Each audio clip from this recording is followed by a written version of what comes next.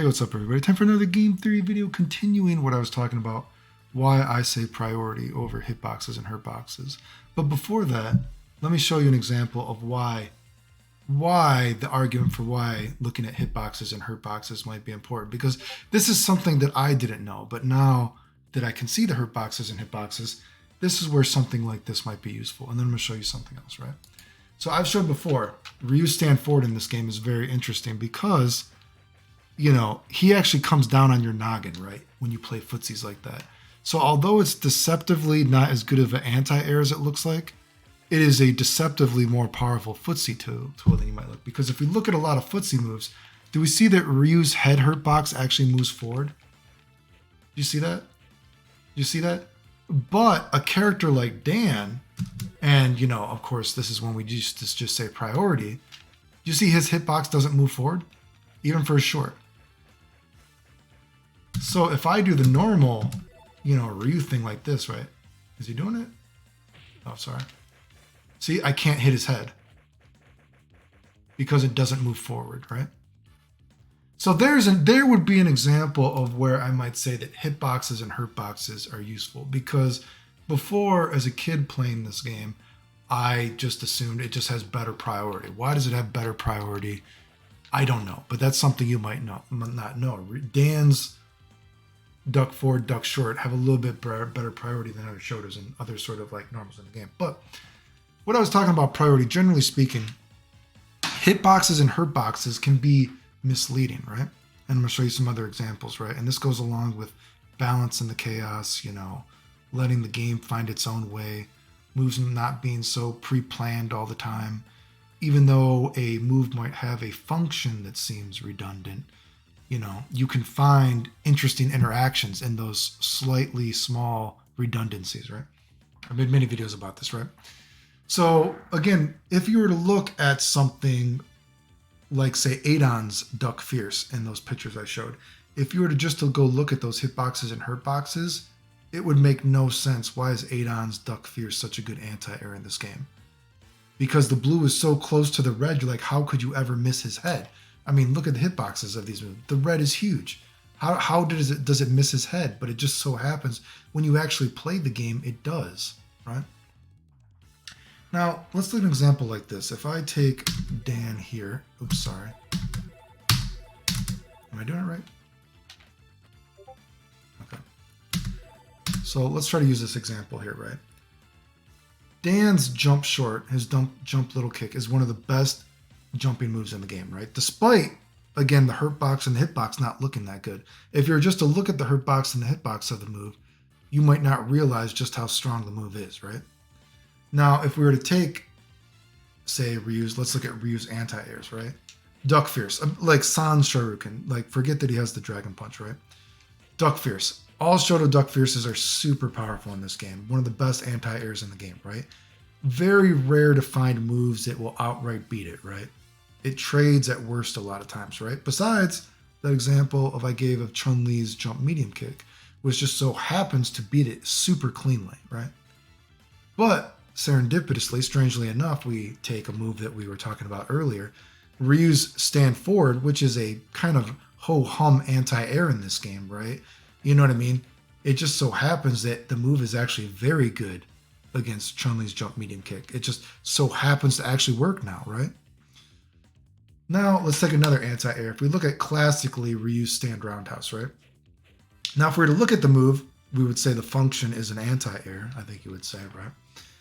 Classically, though, in the Street Fighter II series and in the Alpha series, it's a pretty weak anti-air for what it looks like, right? A lot of times it's like a trade to win anti-air, you know what I mean? Because it's fast and it does a lot of damage. But for it to outright beat moves is pretty rare, and it's sort of a matchup sort of specific kind of situation, right? Which we're going to show here. But before maybe CVS1 and CVS2, Ryu stand roundhouse is, I would say, a generally good anti-air, and it looks how it kind of works, right? But this is Street Fighter Alpha. Ryu stand roundhouse is pretty meh. You know what I mean? It's not that great. But so if we take a move like Dan's jump short,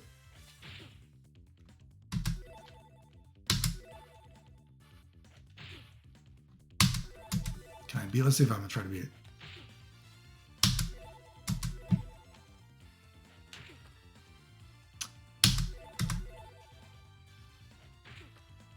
So you see, I'm losing. It's a very, and this is, look at the red in there. The red is good. But did you know in gaming, Ryu's stand roundhouse just kind of beats it clean?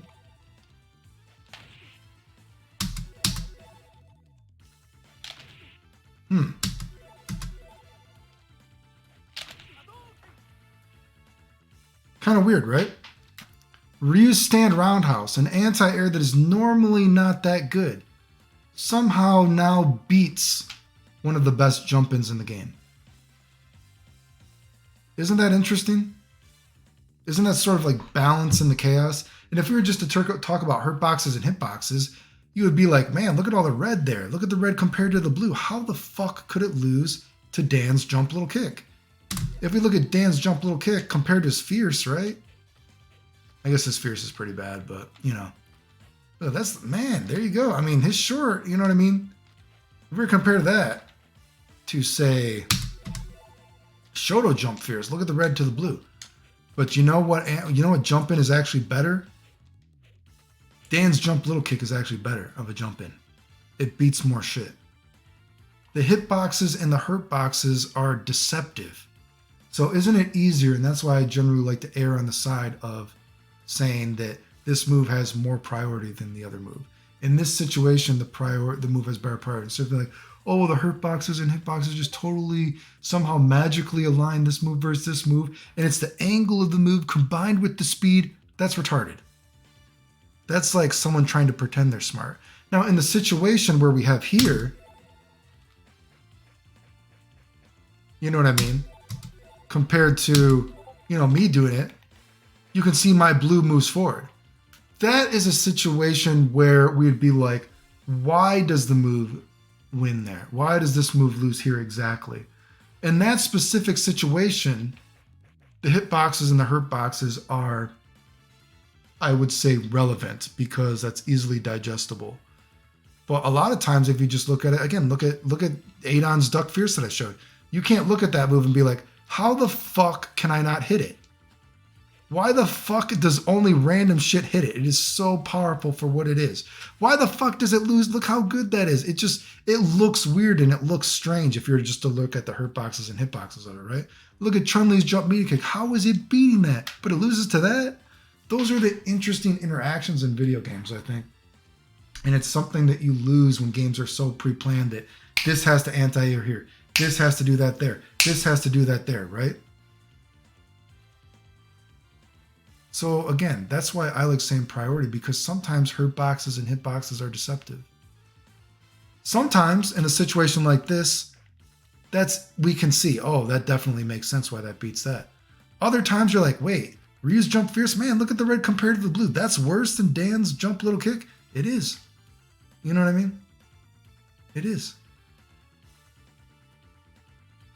That's why those situations are important, I think, to say priority. Priority, even though it might sound generalized, is actually a better term.